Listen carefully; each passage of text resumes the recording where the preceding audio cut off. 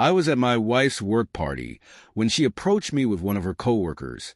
He asked, "Are you her husband? I'm going to dance with her now."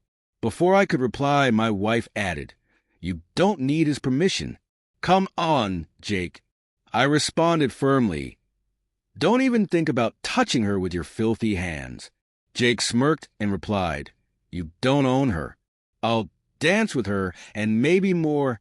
Then, without hesitation, he boldly slid his hand beneath her clothing. In a flash of anger, I reacted. My response was swift and unforgiving. James reluctantly attended his wife Emily's annual work party. It was hosted at an elegant rooftop venue overlooking the sparkling Chicago skyline. Guests dressed in sharp suits and glamorous cocktail dresses sipped champagne and mingled with ease. James, a hard-working small business owner, felt like an outsider in the corporate world that seemed to define Emily's life.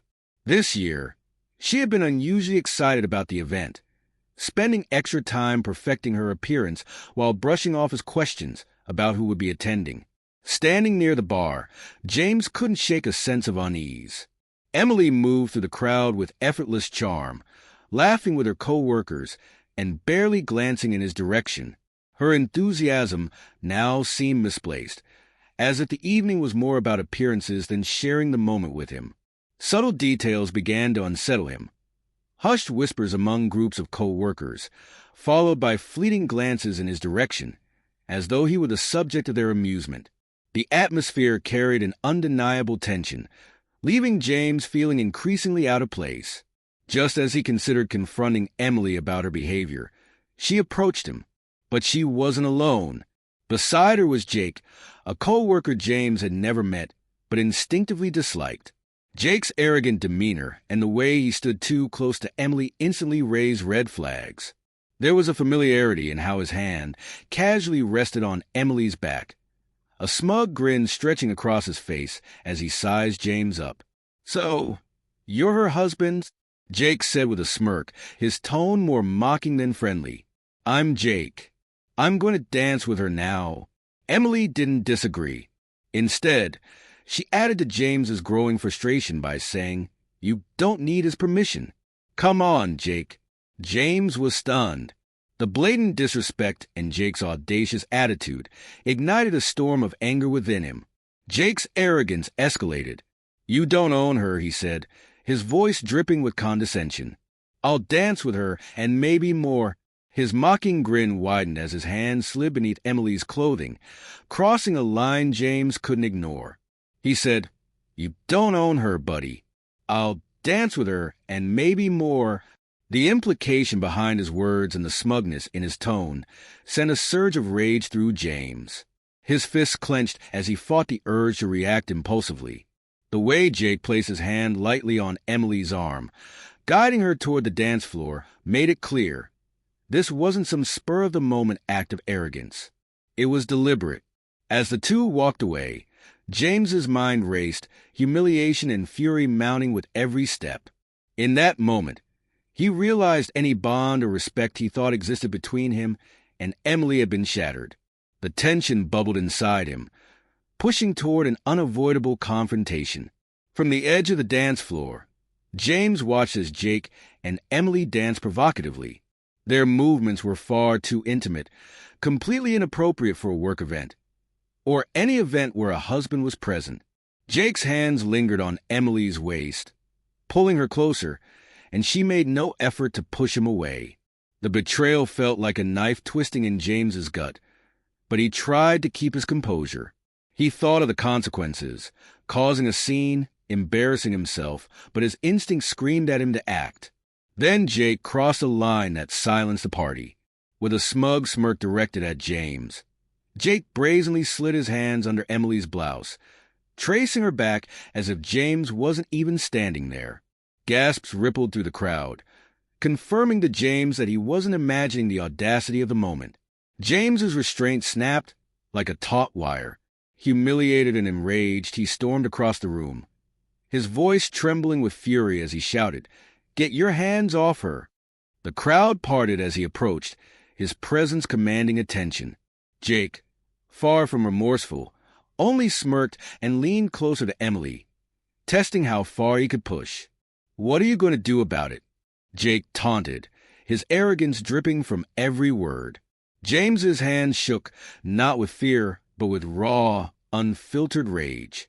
Unable to hold back, he revealed the Colt tucked under his jacket, pulling it out just enough for Jake and the nearby guests to see. The room froze. Conversations and music stopped as everyone's attention locked on James. His voice, now steady and cold, carried an unyielding command. "Step away from her. Now." The tension in the room was suffocating, the moment teetering on the edge of chaos. Jake, emboldened by the attention and perhaps the alcohol in his system, smirked. "What's the matter, James? Afraid she'll enjoy this more than she ever enjoyed you." The cruel taunt sent James's blood boiling. Emily, caught in the middle, stood frozen, her expression unreadable. The audience of coworkers and guests, no longer whispering, stood silent, their eyes darting between the two men. Jake refused to back down, leaning even closer to Emily, daring James to act. His smugness was unbearable. In a flash, James's fury overtook his restraint.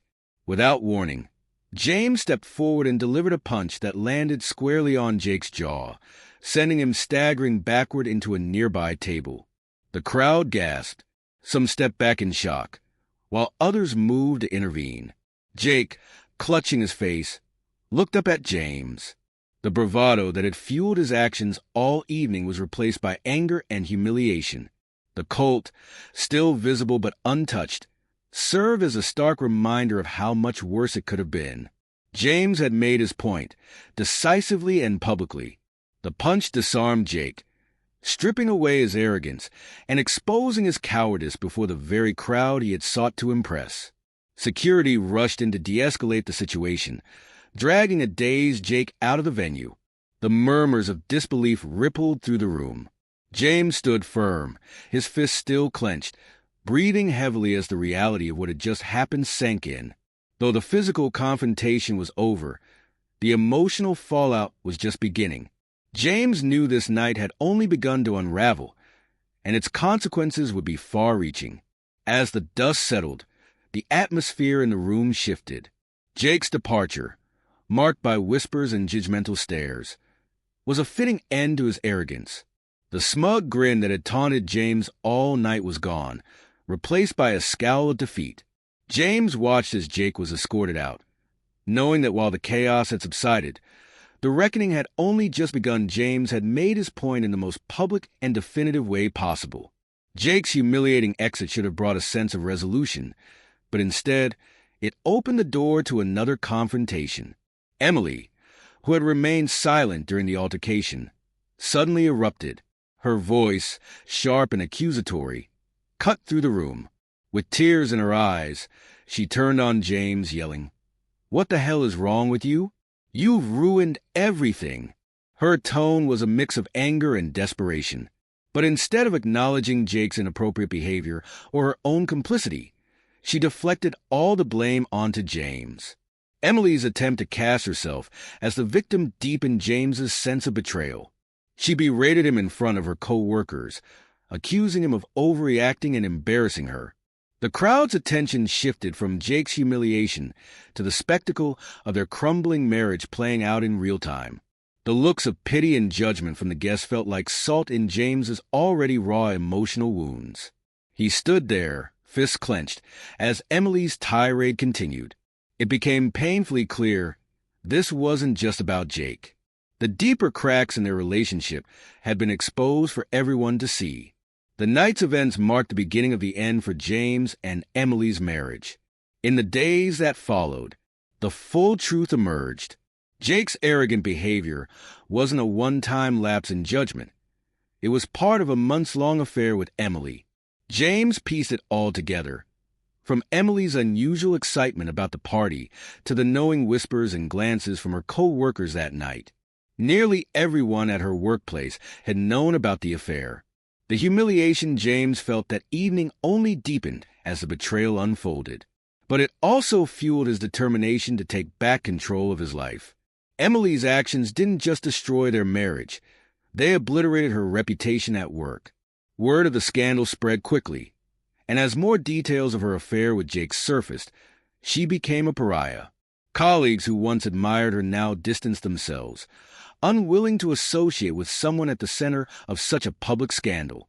Jake, too, faced the consequences of his reckless behavior. Reports of his inappropriate actions at the party reached HR, and within weeks, he was fired for misconduct.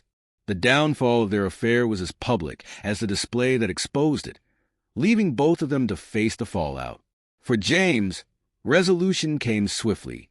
Refusing to let Emily manipulate or guilt him into staying, he filed for divorce immediately. He recalls how empowering it felt to take that step, reclaiming his dignity and future. Though the legal process was grueling, James took satisfaction in knowing he had acted with integrity, while Emily's choices led to her downfall. A new beginning. As James reflected on that night, he realized it had taught him one of the most valuable lessons of his life: the importance of self-respect. While the betrayal had cut deep, it also opened his eyes to the reality of his relationship with Emily. Staying in a marriage where he was disrespected and taken for granted would have only eroded his sense of worth. By walking away, he chose to value himself and reclaim his dignity, no matter how painful the process. The hardest decisions, James says, are often the ones that save you. He emphasizes that no one should ever feel obligated to stay in a situation where they're mistreated, whether by a partner, a friend, or anyone else. Letting go of toxic people isn't just about ending a relationship. It's about making room for better opportunities and a healthier future.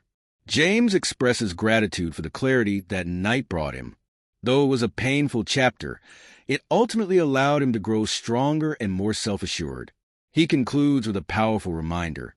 Self-respect isn't something you wait for someone else to give you. It's something you claim for yourself.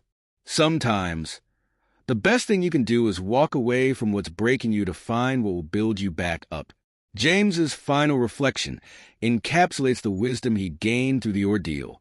That night taught me a valuable lesson. You can't control someone's loyalty, but you can control how much of yourself you're willing to lose for them. The words are calm but resolute. He acknowledges he could never dictate Emily's actions, but he had control over how much of himself he was willing to sacrifice for a relationship that no longer deserved his fight. This realization marked a turning point, not just the end of his marriage, but the beginning of his personal growth. In the face of betrayal, James learned that the most important thing wasn't to hold on to someone who didn't value him, but to protect his own identity and integrity.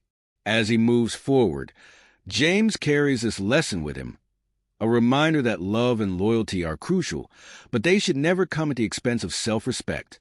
Sometimes, walking away is the only way to reclaim your power and ensure your loyalty to yourself is never compromised.